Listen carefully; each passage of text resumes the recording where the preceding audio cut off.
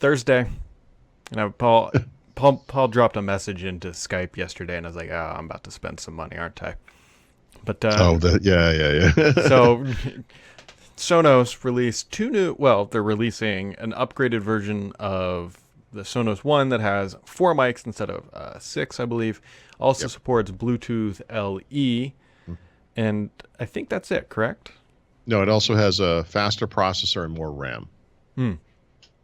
Now, they didn't, first of all, this company has not announced this product. Instead, what they did was they went to some tech blogs and said, hey, we just did this, right? The idea being that the typical customer coming to Sonos doesn't need to deal with this, but the techie kind of people that might read a tech blog might want to know that this has Sure. happened, right? And so I think for you, this doesn't matter at all.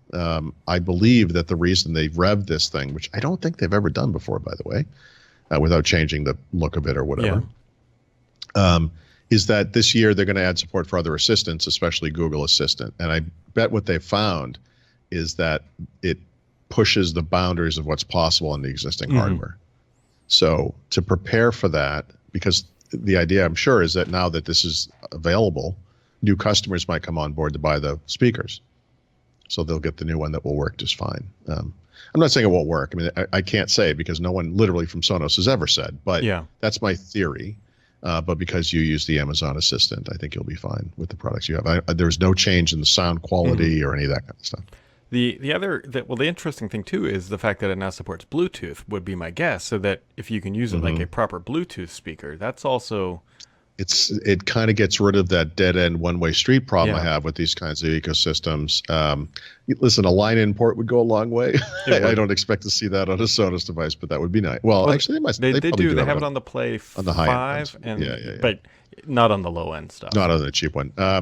That would make it, that kind of thing helps, make a decision, right? Even if I never use it, just knowing that that's there really helps. I don't know how the Bluetooth would work. I wonder if you configure the software through Sonos to create a stereo pair, and then when you connect to it or pair with it with Bluetooth, what you're connecting to hopefully is the pair, Yeah. right? Not the singular speaker. But I mean, there's no way to know until you get one. But yes, that perked my ears up a little bit because I do certainly have my eye on Sonos now that Google Assistant is coming, and it's a possibility. Yeah. So I'm not planning to buy one, but I got a little No, nervous there's no and reason happy. you would never benefit from that. Yeah. So, and then Paul, you also found an interesting little help document from Microsoft this morning relating to Yeah. Edgium, Well, which the I walking understand. cat found Oh, did it? the document. Yeah. But yeah, so Microsoft inadvertently, I don't think they intended for the public to see it yet, but there's a troubleshooting document for people who are installing the preview version of Microsoft Edge based on Chromium. And the one really interesting tidbit in there is that the initial preview, according to this document, will only be for Windows 10 and only be for 64-bit versions of Windows 10. My expectation is that 32 and 64-bit versions will be available eventually. That's how Chrome works. And of course, we know that it's going to work on Windows 7 and Windows 8.1 as well. In many ways, testing this browser on Windows 7 or 8.1 would be almost more interesting, or as interesting, certainly, as doing it on Windows 10, but maybe not for the first preview. Yeah. It should be arriving. I don't know if we're going to see it this month. We might be seeing it next month, maybe. Yeah. I know that Microsoft is now testing it much more broadly internally, but we'll see. And I also know, I think a lot of the engineers on the team hate the name Edgium, but kind of stuck with it. It's what's the other one? It's better than Credge. Yes. Right. The other thing that's in there, if you look at not in there, but this week, of course, we've had some Edge news, and the Neowin leaked screenshots have a shot of the settings page that has the I almost said Chrome, but the Edge logo with a little banner through it that I think says Dev. Might say, was it yellow? No. So before, remember the other one was Canary, Yeah, which was that's yellow. what I was So thinking of. Yep.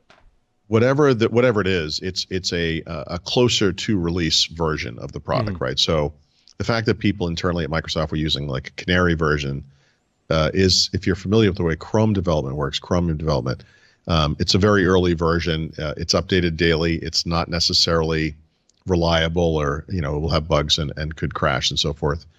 And so that suggests that it's kind of early on. But assuming Microsoft follows the path that Chromium does exactly, there would be 4 channels, which are kind of analogous to the rings in the Insider program. Mm-hmm. And I believe the 4 channels going from unstable to release are Canary is the most awful and most frequently updated. I think Dev, I think, for developer.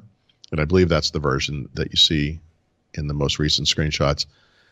Beta, and then stable. So when you think about a public release, they would probably want it to be at least beta, for general consumption. That's my guess. And so I think we're proceeding in that direction for sure. Yeah. I mean, the important thing to note is that it's coming sooner rather than later. So Yep.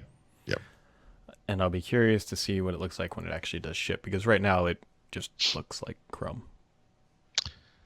Yeah, disconcertingly. Like what you don't see are any of the unique Edge features that you can see in Edge today, like the tab management stuff, which is maybe the most obvious visual thing. But it's early. It's early. Yeah, it is early. There's no Fluent or anything like that either.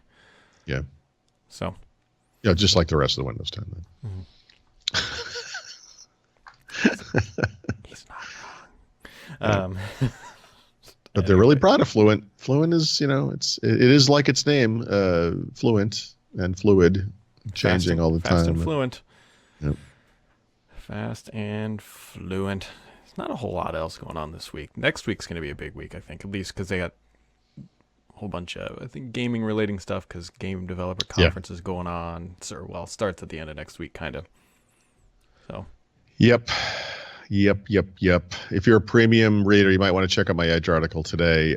I this is something I've been sort of openly thinking about for a few weeks now, but it has to do with password and data management between browsers. One of the nice things, if you're in the Apple ecosystem, if you use Safari, you create accounts and save passwords. Those things pass through on iOS to apps, and that's really useful.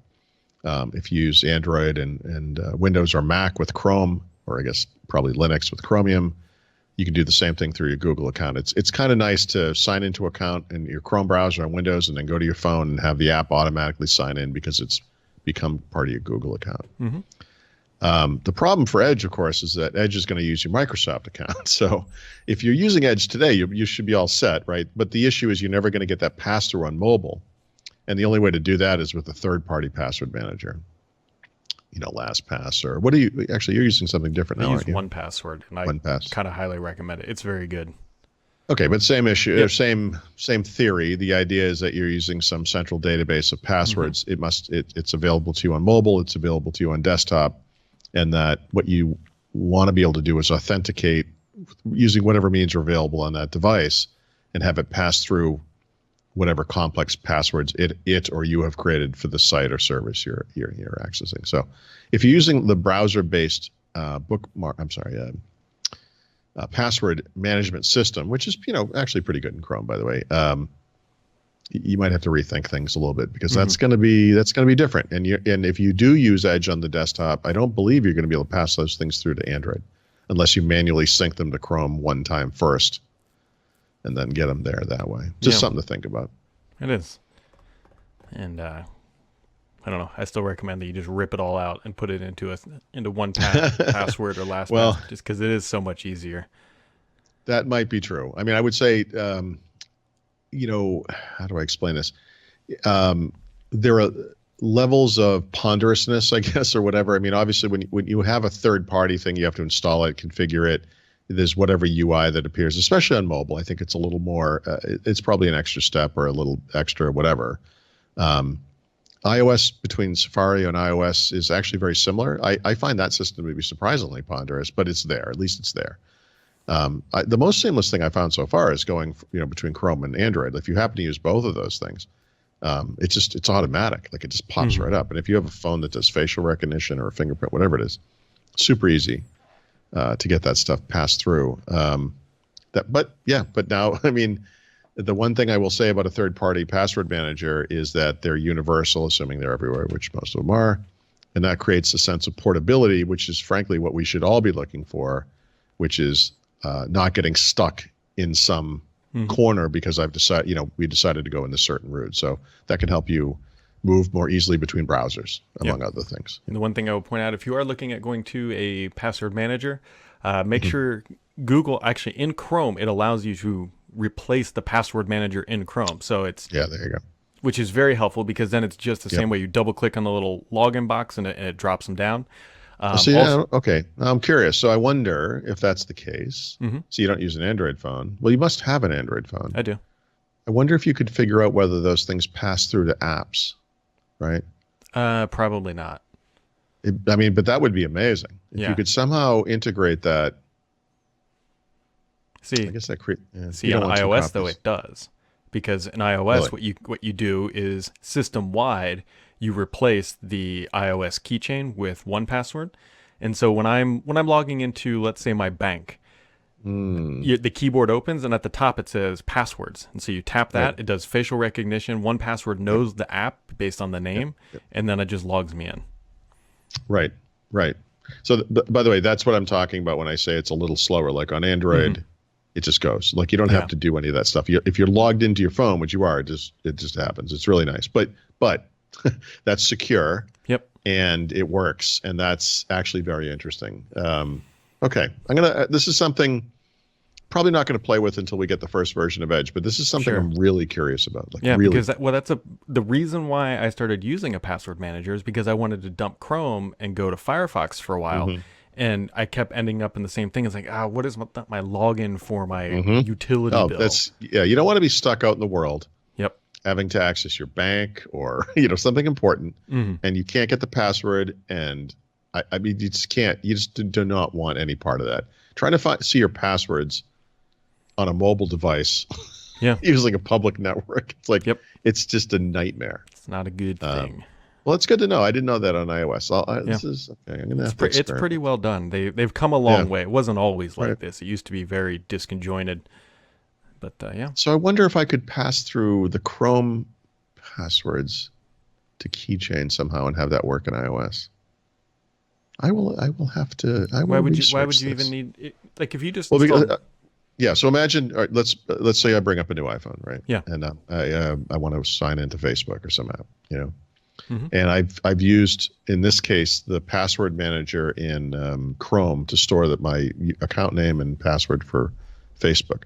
What I would like to be able to do is have that, because I know what you're talking about. At the top of the keyboard says password. You click it, it does whatever authentication you have, and then you can select it. Or, well, if you can't find it, you can search for it, whatever. But you could find Facebook in the list and use it. If you have multiple, sometimes there are multiple passwords. You can choose which one you want, whatever. And then I never have to type that stuff in or know what it is. Like I just want it to seamlessly come across. I think you'd be pleasantly surprised. Yeah, I don't know how it works. I'm gonna have to look into this. That's interesting. You should. It's a pretty big workflow improvement, starting with the latest version of iOS and whatever version Chrome allowed you to swap out that manager, because that was the big thing. Because it used to be in Chrome that you go to your bank's website and you wanted to use 1Password, and I don't even know what my bank password is because it's just a random string of text and characters. And so then you'd have to open the extension, search for it, and whatever. And then now it's just like it is in Chrome. You just double click on the little thing. It gives you your option. You click it, and then you're in. So when you set up 1Password, you must have imported your passwords from Chrome. Or wherever you can export your passwords from Chrome and then ingest them into 1Password. It downloads a text file, I think. Yep. And then you just load it into 1Password. And one of the things I haven't done that I need to go through is, you know how you go to a website and you have like 7 logins and you know that one of them works, but you can't remember which one it is, so you just click through. I need to go through and clean up like my old logins that don't work or whatever anymore. But that's it's worth a look. You got anything else for today, Paul? No, but now my head is full of things. Thank you for that. Interesting. How about you? No, we recorded a commentary for Beneath the Surface. That should hopefully go up probably this afternoon, I think. And it's Thursday. Yeah, it's almost weekend. Not quite weekend, but or in colleges we used to call it good enough weekend. yeah, Because thank that you. means Exactly. You can go out drinking. Yep.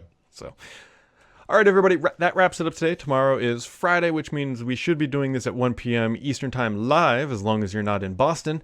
And yeah, have yourselves a wonderful day.